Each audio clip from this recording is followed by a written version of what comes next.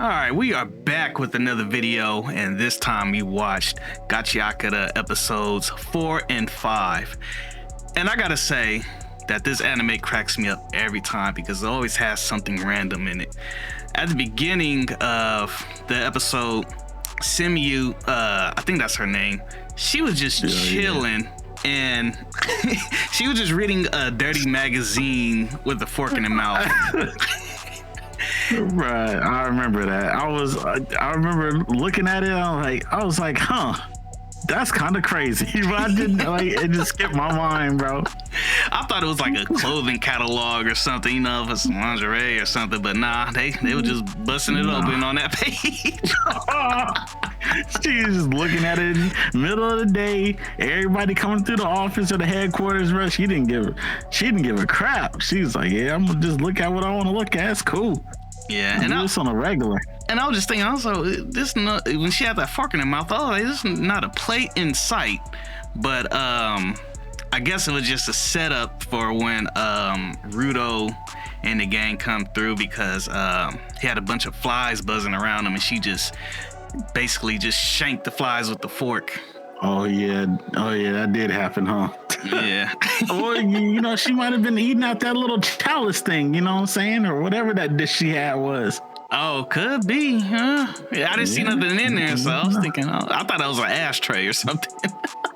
You know, I really like that one character, Rio, like how chill she is, because when she was taking Rudo out for like a little training day, she was like, man, don't get your panties in the bunch. We do this. Ain't no thing. And then like, bam, that big old trash beast, dread-headed trash beast busted through. Oh, and then she was like, what the hell is that? And I was like, oh man, I was like, they screwed. They wasn't expecting that, because at first it was like some little trash beast just hitting the walls, like it ain't nothing. But then that big old thing just came through, and I'm thinking like, Rudo's gonna bust out some plot armor or something, like, you know, he's gonna showcase something crazy. Yeah, but she was just admiring, or she just liked the thing had dreads, which makes sense because her vital instrument is scissors, and it makes sense because she was talking about Rudo's hair in the previous episode. Oh yeah, I don't know, bro. Like with her vital instrument and her being like, you know, all obsessed with hair, you know, she must have been like some type of hairdresser, like was like super into hair as a kid, bro, or wanted to be a hairdresser. Yeah, even though her hair looks toe up. Hey, right? Can't be doing her like that, right? They must not have a mirror in the trash somewhere. You know, I was more like intrigued with her character though, bro, because, you know, even when that trash beast popped up, she was like, oh, I've never seen one like you before. Let's get to throwing hands. Like, I was like, ain't no female main character in no type of anime was really just like ready to get down to action and just start fighting, bro. Except like what, Black Bullet maybe. And I forgot what her name was. The lady with double pistols.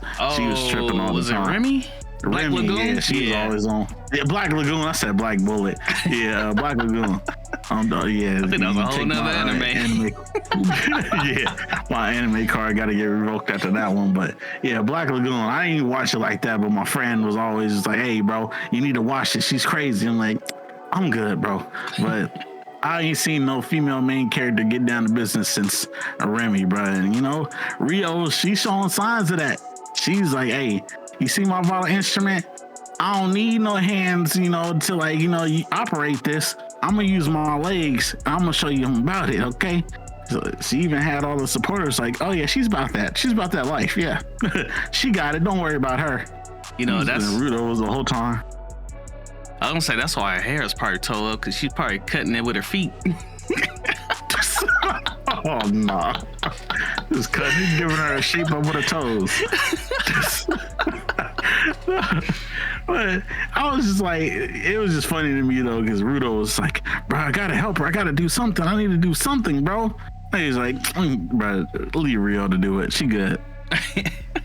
So further into the episode, while she was fighting the big old trash beast, Rudo jumps in and instinctively uses his power to save one of the supporters, but he nearly tore his nuts off in the process when he created that cage like jungle gym vital instrument.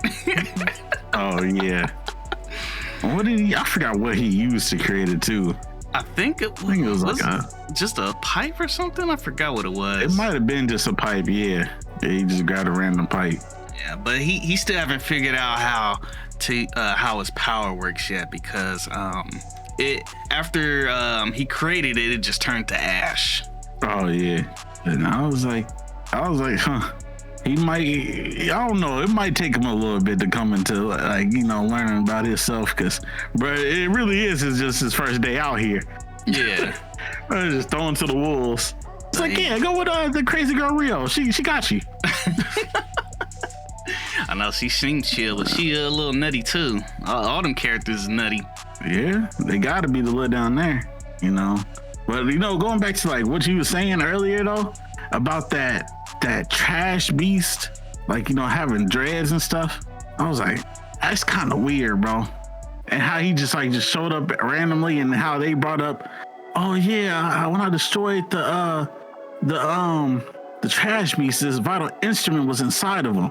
And later on in this episode, we saw a dreadhead character that looked like a villain at the end of this. Starting episode 5, we get to see Jabber's capabilities, bro. You get the dread-headed villain of the story, man. You got the Edward Scissorhands fingers, or the Freddy Krueger, or whatever you wanna call it, bro. But man, I know you haven't seen it, but one of my favorite anime, bro, of all time, it got to be at least top 5 for me, bro. Ice Shield 21, the football anime that's in our outro. When I first saw Jabber, like, there really ain't that many dread-headed anime characters. So what popped into my head instantly was my boy Agon from Ice Shield 21, bro. And Agon, that fool was ruthless. So I wonder if, like, the author has seen Agon ever, because he was on that football field karate chopping people in their helmet to tackle them instead of doing regular tackle. He was, yeah, bro. Agon was on one. Like, he had this special, like, well, he was born with this special ability where, like, his reaction time was faster than any human, like, can possibly get to, or whatever. He was just like a birth defect or whatever, but he used it in football so no one could get past him because he could react on the dime. And so I was like, maybe, just maybe, Jagger might just be, modeled after him. But Agon was ruthless, so. And Jabber being ruthless, with this first showcasing, I was like, this anime is getting goated, bro. This anime is getting goated.